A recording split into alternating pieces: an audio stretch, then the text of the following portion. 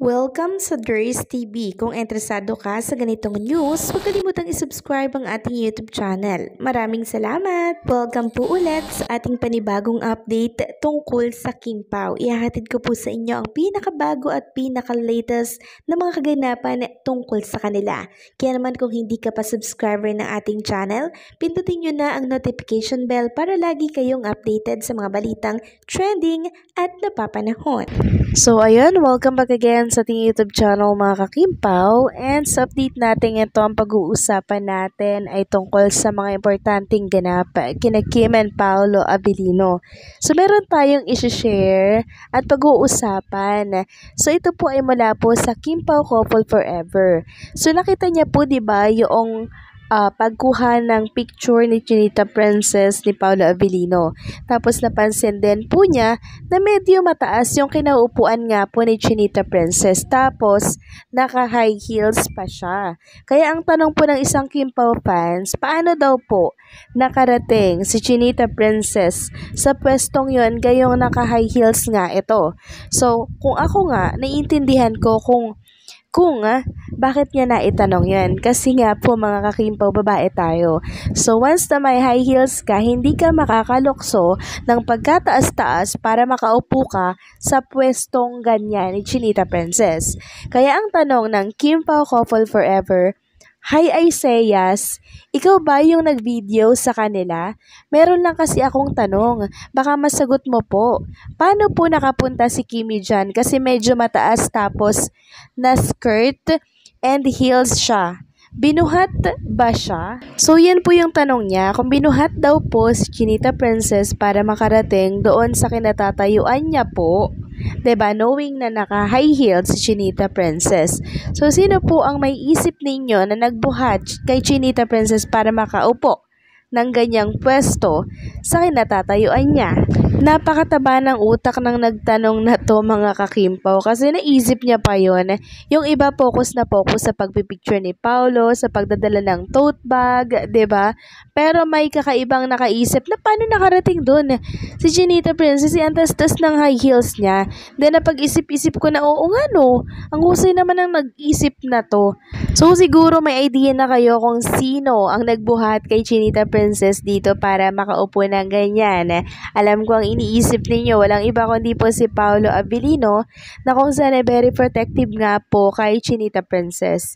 Ayaw niyang na sisilipan si Chinita Princess, kaya sino pa ba ang magbubuhat dyan, 'di ba?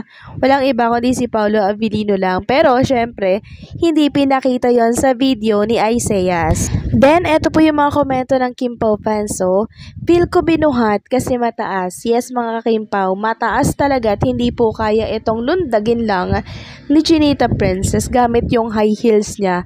Mataas talaga to. Sabi pa ng isa, kaya nga pero baka sagutin ni Adeli. Siya ang susi sa kasagutan. So, hindi na po kailangang sagutin pa yan ni Adeli or ni Isaias. Kasi alam naman natin kung sino po ang nagbuhat sa kanya dyan. Sabi pa ng isa, waiting lang po ako sa sagot dito sa gilid. Then may nag-comment pang, true, napaisip din ako. O diba, sabi ko sa inyo mga kakimpaw talagang mapapaisip kayo sa post nitong Kim Pao Couple Forever na account sa X. Kasi binigyan tayo ng idea para makapag-isip, diba? And eto pa mga kakimpaw, ito yung pag-uusapan natin. Ito din po yung napansin ng ilang Kim Pao Nation sa latest vlog po ni Chinita Princess. So, sumakay po si Kim Chu ng e-bike ba yun? Dito po sa Valley Scene, pagkatapos po nilang mag-swimming. So, yung pupunta na sila sa next location nila. So, yung katapatan kasi na e-bike ni Chinita Princess, nakuhanan doon ni itong isang lalaki po naka-color pink. Tayuan po ito ni Paolo Abilino. Pero syempre, medyo malabo. Pero yung gupit, yung damit, and then yung pagkakaupo ng lalaki, talagang figure ito ni Paolo Abilino.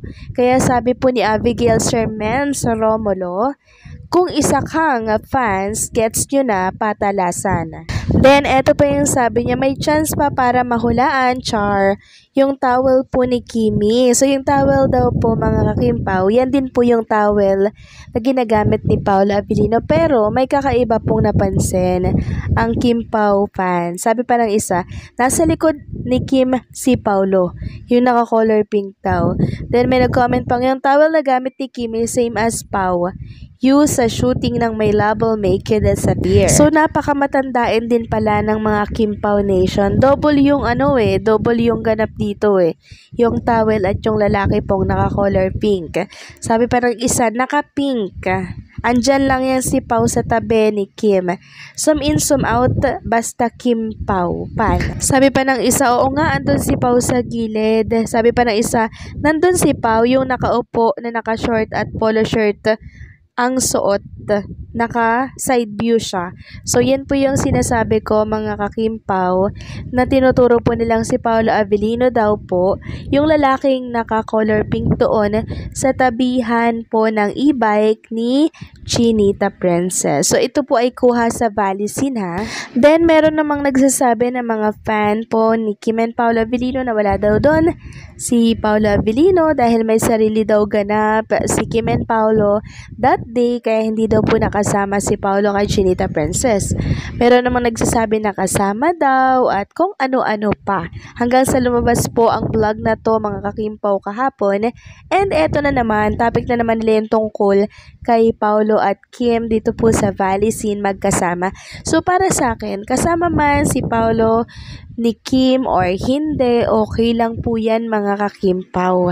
Diba? Kasi alam naman natin na meron pong ibang ganap si Paolo.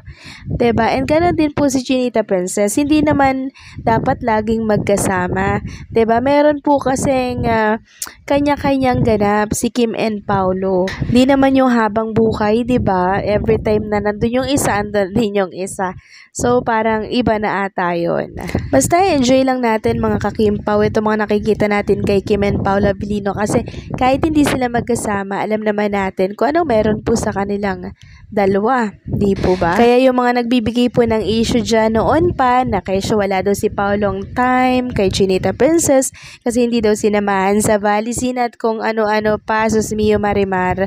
Isipin lang po yan ng mga tao na alam nyo yun, parang napakababaw mag-isip. Alalahanin sana nila na si Kim and Paolo Abilino po, malalim na ang relasyon nilang dalawa. 'Di ba? Hindi na sila yung mga teenager, 'di ba, na napakababaw po. Si Paolo at Kim, alam na po natin yung mga pinagdaanan nila sa isang relasyon. Kaya alam na po nila, mga kakimpaw, yung iiwasan nila and yung dapat po nilang itama at gawin para syempre mag-work yung kanilang relasyon together. So, yan po yung tinatawag na maturity, maturity, mga kakimpaw, na kailangan po sa isang relasyon. So, sana maunawaan yon ng lahat. So, anong sa inyo dito, mga kakimpaw? Please comment down below.